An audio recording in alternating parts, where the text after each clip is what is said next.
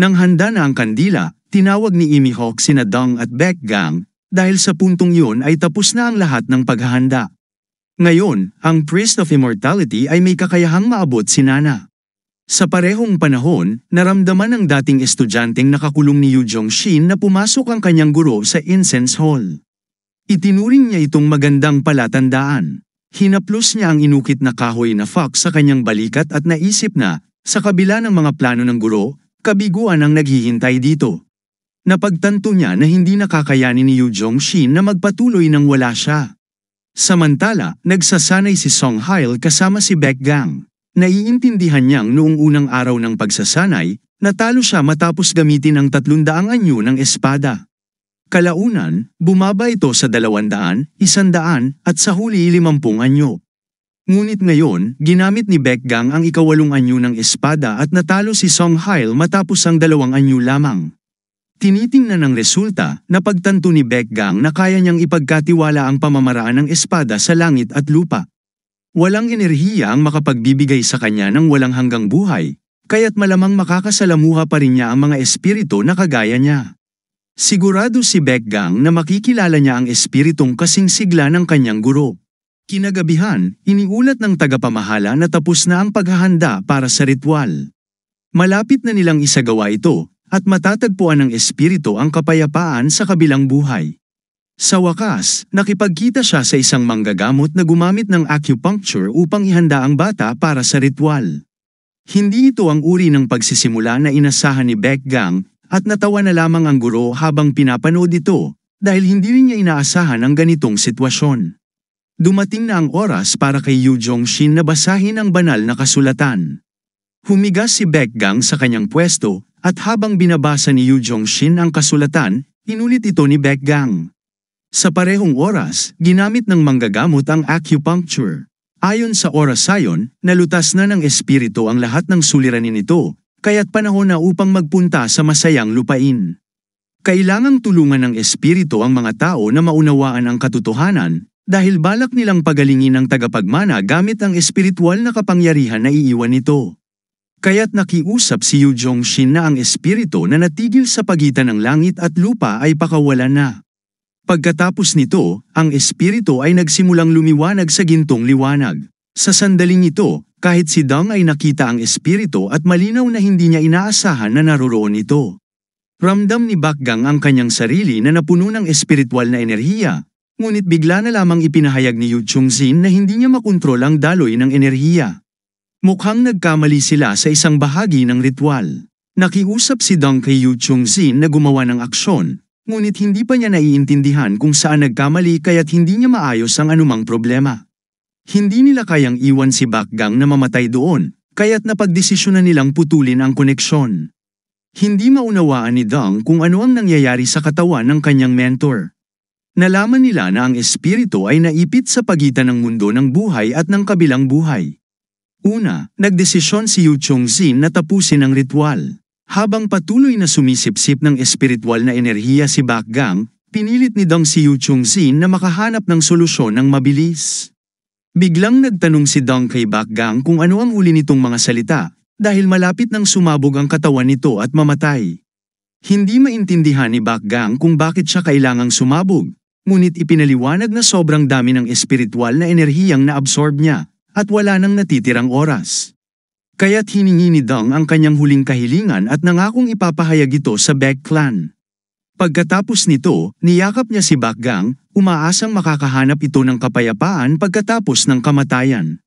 Lumipas ang ilang oras ng tahimik, ngunit hindi namatay si Baek Gang. Inakala niyang nagbibiro lamang si Dong, ngunit takot na ipinaliwanag nito na literal na hindi ito posible.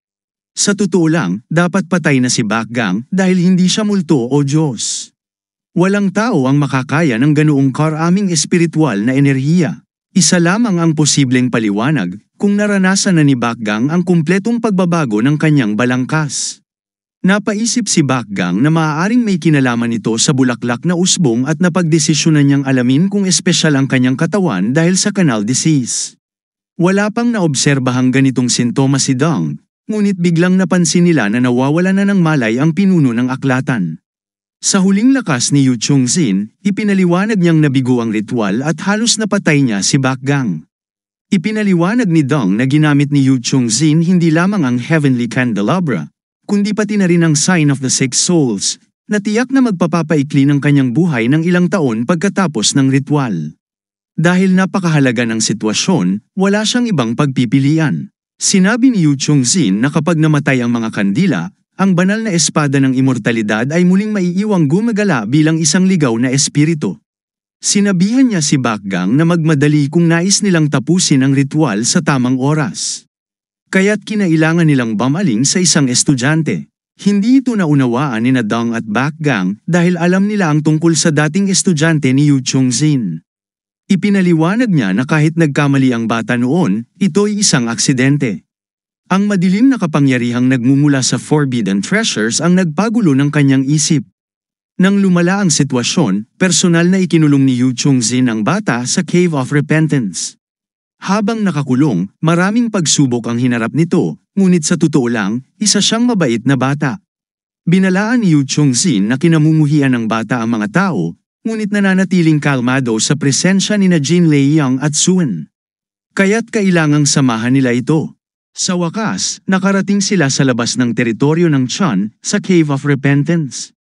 Binati nila ang disipulo ng ikalawang henerasyon. Si Jin Liang ang unang bumati at binati rin ni Bakgang ang lalaki. Simula pa lamang, iniisip na ni Bakgang kung bakit kailangan ng mentor ang Heavenly Candelabra. Sa isang sulyap pa lamang, napansin ng lalaki na may nakabara sa mga daluyan ni Bakgang. Kalmado niyang binalaan si Bakgang na sa ganitong kaso. Ang lalaki ay malapit nang makasama ang kanyang mga ninuno dahil ang Heavenly Candelabra ay walang silbi sa pagkakataong ito. Tinawag niyang mga hanggal ang sinumang nag-aakalang makakapagligtas ito kay Bakgang.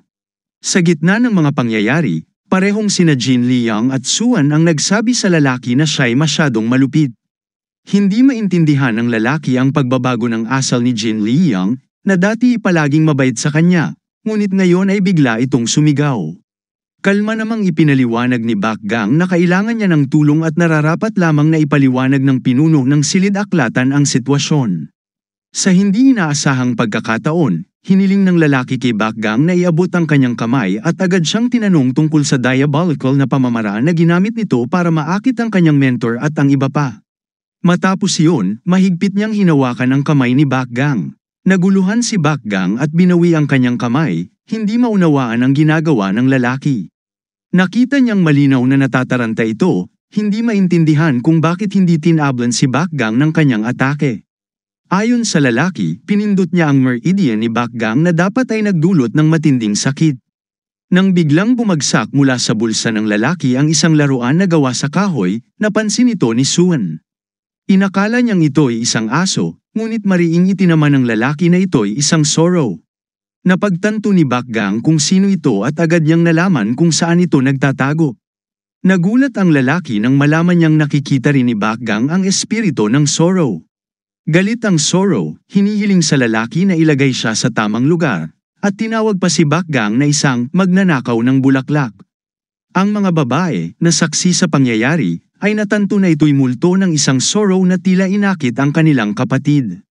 Namangha si Bakgang ng matuklasang kaya nang magsalita ng sorrow.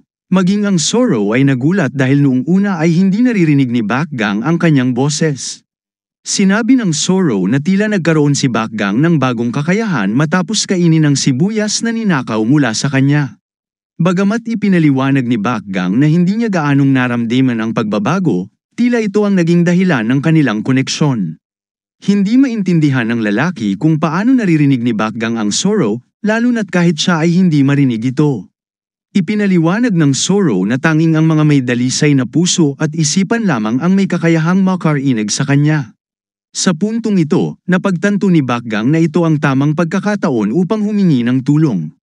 Sinabi niya na nais ng sorrow na tulungan siya ng lalaki para siya'y gumaling, at ito ang makakapagpasaya sa kanya. Hindi lubos naniniwala ang lalaki, ngunit napansin niyang kakaiba si Bakgang. Dagdag pa rito, ipinaabot ng sorrow na naiiba si Bakgang sa ibang tao, kaya't nararapat siyang tulungan. Kalaunan, narating nila ang spell hall at mabilis na napansin ng lalaki na ang lahat ng problema ay nagmumula sa formation technique. Mukhang habang iginuguhit ang mga simbolo, gumamit si Yu Zhongzin ng divine formation ng small Nian na siyang naging sanhi ng mga komplikasyon. Nagtrabaho sila gamit ang hindi pangkaraniwang kontrol ng enerhiya, kaya't kinakailangan ng mas komplikadong pamamaraan. Ipinaliwanag ng lalaki na makatarungan na bumuo ng buong formation sa paligid ng Nunbuoy, ngunit hindi lamang nila itataas ang kaluluwa. Nagdesisyon silang gumawa ng isang bagay na kakaiba. Ang kaluluwa ay nasa gitna ng Nine Palaces diagram, kaya't nagpasya siyang bumuo ng nebula movement. Pagkatapos nito, kinuha niya ang mga kandila mula sa candelabra na nagbigay sa kanya ng pakiramdam ng pagmamadali dahil handa na ang kaluluwa na gumalaw. Ngunit ang kamalayan nito ay nakatali sa lupa. Bukod pa rito, ang Sacred Blade ay tumugon sa apoy dahil ang kaluluwa nito ay may kakayahang magpanatili ng kamalayan, ngunit ito na ang huling pagkakataon upang makamit ang nirvana. Si Yach Chong-shin na nakatingin sa estudyante ay nagulat dahil ang lalaki ay tila mas kalmado kaysa sa inaasahan. Marahil ay nakapag-isip na siya. Masayang ipinaliwanag ni Yu Jun-shin na kung maliligtas ang lalaki mula sa kanyang madilim na layunin, magiging mabuti siyang muli, ngunit si Du Qiang ay nag-isip na masyado siyang naive. Hindi siya kailanman naging mabuti, at natanto ni Yu Jong-shin na may nakitang wooden figurean sa kamay ng batang lalaki, at naramdaman niyang nagmumula sa laruan ang kasamaan. Naalala niya ang usapan nila ng manager tungkol sa bata na hindi matatag dahil sa sorrow, kaya nag-alinlangan siya kung magiging maayos ang lahat. Naniniwala sila na sobrang nag-iisa ang lalaki kaya't makikinabang siya sa pagkakataong ito. Habang tinitingnan siya ni Du Qiang, napansin niyang naging mas kalmado siya tulad ng sinabi ng manager. Ngunit ang tanong niya ay kung maaaring ituring na matatag ang isang estado kung ang batang lalaki ay nakikipag-usap pa sa laruan. Sa kabila ng lahat, nagpasya si Du Qiang na ang talento ng batang lalaki ay kinakailangan para sa ritual, kaya't wala silang ibang pagpipilian. Hiniling ng lalaki sa kanila na huwag mag-atubiling magsimula na. Ipinaliwanag ni Du Qiang na binago nila ang daloy ng ritual. Ang enerhiya ay anggat mula sa kanang kamay, mula sa mga daliri papunta sa ilong, pagkatapos ay liliko laban sa normal na daloy ng yang meridian ng malaking bituka, at kapag dumaan na ito sa sternomastoid muscle, mawawala ang lahat ng kaalaman ni Baek Yang. Ginamit nila ang spiritual dream herb, at siya ay pumasok sa kanyang isipan. Ito lamang ang tanging paraan upang maabsorb ang enerhiya dahil ang channel na ito ay ganap na iba mula sa normal na cycle. Naiintindihan ni Baek Yang ang lahat at dahan-daang nakatulog. Nang siya ay magising, napagtanto niyang nasa ibang lugar na siya. Sa wakas, nakatagpo siya ng kanyang ninuno, ngunit sa isang nagbago at kakaibang anyo. Habang nagaganap ang ritual, biglang lumakas ang hangin, kaya't hiniling ni Yu Jong-shin sa estudyante na protektahan ang Heavenly Candelabra. Nagdesisyon ang lalaki na magkalat ng asin upang itaboy ang mga masasamang espiritu. Napansin ni Du Qiang na pareho ang batang lalaki sa kanyang dati bago siya nakulong ng maraming taon. Ngunit hindi pa rin siya nakakalimutan ang mga kasanayan at bagamat madali ang pagtulong sa mga kaluluwa, mahirap gawing kontrolado ang ganitong kalakas na enerhiya. Gayunpaman, maganda ang kanilang naging pagtutulungan at nagtiwala silang magtatagumpay sila sa pagkakataong ito. Subalit, nakatingin ang lalaki sa lahat ng kontroladong enerhiya at hindi makapaniwala na handa nilang ibigay ang lahat ng ito upang mapahaba lamang ang buhay ng 3 taon. Itinuturing niya itong isang malaking pag-aaksaya. Nang makatagpo si Baek Yang ng Sacred Blade, napagtanto niyang naruroon siya sa katawan ng kanyang pinakamataas na lakas. Hindi nakapagtataka kung bakit nagkaroon siya ng ganitong anyo bago siya umalis. Bago siya umalis, hiningi niya kay Baek Yang na ipagpatuloy ang pagsasanay kahit matapos siyang umalis. Kung matutunan niya ng buo ang Great Moon Stable Heaven and Earth Blade form, magiging tunay siyang master. Naiintindihan niyang sa kanilang mundo, magiging mahirap ang landas ni Baek Yang dahil siya ay nagpasya sa isang landas na puno ng tinik. Ngunit hindi siya dapat maglakbay ng mag-isa. Inaasahan ng lalaki na ang mga karanasang masters ay magiging mga kapatid niya at tinanong kung may biglaang magtatraidor sa clan. Dapat nilang harapin ito ng tulad ng isang lalaki, dahil ito lamang ang paraan na nauunawaan ng beast. Kung may mas matandang tao na magtatangkang saktan siya, Kailangan niyang dalhin ito sa isang lugar na walang makakakita at pagbuhusan ng mga suntok hanggang magsawa ito. Bukod dito, ang batang lalaki na magiging guro niya ay muling sinubukang iligtas si Baekhyang, kaya't umaasa ang ninuno na matututo ang batang lalaki ng marami mula sa kanya. Ang Sacred Blade ay isa ring guro niya, ngunit ipinaliwanag niyang hindi siya ang kanyang guro, siya ay kanyang pamilya. Sa puntong yun, tumulo ang mga luha ni Baekhyang. Pagkatapos, ipinagdasal niya ang ninuno na magkaroon ng isang magandang paglalakbay at nangako na magkikita sila balang araw. Umaasa ang lalaki na hindi na niya muling makikita si Baekhyang sa susunod na siglo. Pagkatapos mawala, ang Sacred Blade ay nag-iwan ng isang huling kahilingan kay Baekhyang na tawagin siya bilang grandfather kahit isang beses at hindi siya maaaring tumanggi. Naalala ni Baekhyang ang lahat ng kanilang pinagdaanan, kaya taos puso niyang tinanggap ang lahat ng iniwan ng lalaki. Nagtawa ang lalaki ng maligaya at humiling na mabuhay ng mahaba ang kanyang apo, dahil yun ang kanyang responsibilidad bilang bahagi ng Baek clan. Sa ganitong paraan, nagpaalam sila sa isa't isa. Matapos nito, nagsimulang magningning ng maliwanag ang kaluluwa ng Sacred Blade, at kahit si Duke Young ay hindi makapaniwala na personal niyang nasaksihan ang isang tao na nakakamit ng nirvana. Sa huli, nagawa nila ng maayos ang ritual, bagamat ang buhay ng batang lalaki ay mapapalawig lamang ng 3 taon. Sa puntong ito, naiisip ng batang lalaki kung ano ang nangyari. Naiintindihan niyang si Baekhyang ay nagdala ng maraming problema at sumipsip ng isang malaking halaga ng kontroladong enerhiya. Kung ang isang halaman ay tatanggap ng ganitong dami ng enerhiya, magiging isang himala itong gamot. Ang hayop ay magiging isang spiritual beast, at ang tao ay magiging isang Diyos, kaya't babalik na ang tunay na katawan ng batang lalaki. Napansin ni Duke Young na muling nagiging mabaliw ang batang lalaki. Hiniling niya sa kanya na mag-isip at huwag gumawa ng ibang kaguluhan, ngunit tahimik niyang ipinaliwanag na alam niyang mabuti ang batang lalaki, ngunit nagbago na siya ng isip sa pagtulong sa kanya. Pagkatapos, tinapon ng batang lalaki ang jar kay Duke Young, na naging sanhi ng pagkatalo nito at nagsimula siyang umatake kay Yu Jongshin. Tumakbo siya upang patayin ang mga kandila ng candelabra. Hindi nila kayang gastusin ang ganoong kalaking enerhiya ng kontrol para lamang sa 3 taon ng buhay ng isang ordinaryong tao. Sinubukan ni Baekhyang na pigilan ang lalaki, ngunit humingi siya ng paumanhin at ipinaliwanag na nais niyang makatagpo siya. Nang maglaon, napunta siya sa kanyang sariling espasyo, at agad niyang napagtanto na ang kaluluwa ay nakakamta na ang nirvana. Naiintindihan ng batang lalaki na ito ay naging posible lamang dahil sa kanya, at natuwa siya na si Baekhyang ay nagpapasalamat. Gayunpaman, ngayon ay hindi na siya magsisisi. Hindi niya nais magrepent sa mga bagay na itinuturing niyang walang silbi, tulad ng paggastos ng napakaraming enerhiya para sa kanyang paggamot. Ang matapang na batang lalaki ay nagdesisyong ilipat ang sacred energy sa misteryosong fox, na humihiling kay Baekhyang na huwag magtampo sa kanyang hakbang at ipinahayag na mamimiss niya ang kanyang mabuting maliit na kapatid. Ang gulat na si Baekhyang ay hindi makapaniwala sa plano ng mga nakatatandang umalis ng enerhiya na iniwan ng Sacred Blade. Ipinaliwanag ng matapang na batang lalaki ang kabiguan ng pagtutol dahil sa mundo ng mga espiritu, ang mga karaniwang limitasyon ay hindi na umiiral. Naalala ni Baekhyang ang matalinong salita ng kanyang lolo na dapat dalhin ang isang traidor sa isang liblib na lugar at parusahan hanggang magsawa ito. Napagtanto ng batang mandirigma ang malalim na karunungan ng sinaunang aral ng kanyang mga ninuno. Ang umaatake na lalaki ay tumingin kay Baekhyang ng may paghamak, tinitingnan siyang tanga, at tiwala sa walang katapusang kalikasan ng kanyang mga atake at ang kawalan ng kakayahan ng kalaban na subaybayan ang mga ito.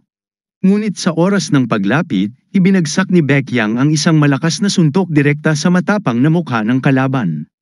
Ang gulat na lalaki ay lumipad ng 10 metro ang layo, hindi maintindihan ang mekanismo ng atake ni Baekhyang. Ang nagulat na kalaban ay napagtanto ang imposibilidad ng paggamit ng kontroladong enerhiya ng isang karaniwang katawan ng tao nang walang tulong ng isang espesyal na yaman. Isang biglaang pananaw ang nagbigay liwanag sa kanya, ito pala ay epekto ng isang misteryosong bulaklak na may 3 bilog na ganap na binago ang katawan ni Baekhyang. Ang binagong katawan ay nagbigay kay Baekhyang ng kakayahang manipulahin ang malakas na kontroladong enerhiya ng malaya. Tinanong ni Baekhyang ang nagulat na elder tungkol sa mga magiging epekto ng paglilipat ng enerhiya sa Ghost Fox. Nangamba ang lalaki at inamin na ang fox ay magiging isang malupit na multo na hindi maihahambing sa karaniwang mga espiritu ng hayop. Ang ambisyosong traidor ay naghangad na ibalik ang pisikal na katawan ng maalamat na Celestial Thunder Fox ng mga kwentong hunt tales. Mabilis na dumaan ang mga matalim at nakamamatay na mga kutsilyo patungo sa walang ingat na lalaki. Ngunit mabilis na tinanggihan ni Baekhyang ang lahat ng mga itinapon na blades gamit ang mabilis na galaw. Matapos nito, nilapitan ng batang mandirigma ang kalaban at mahigpit na hinawakan ang kamay ng kalaban.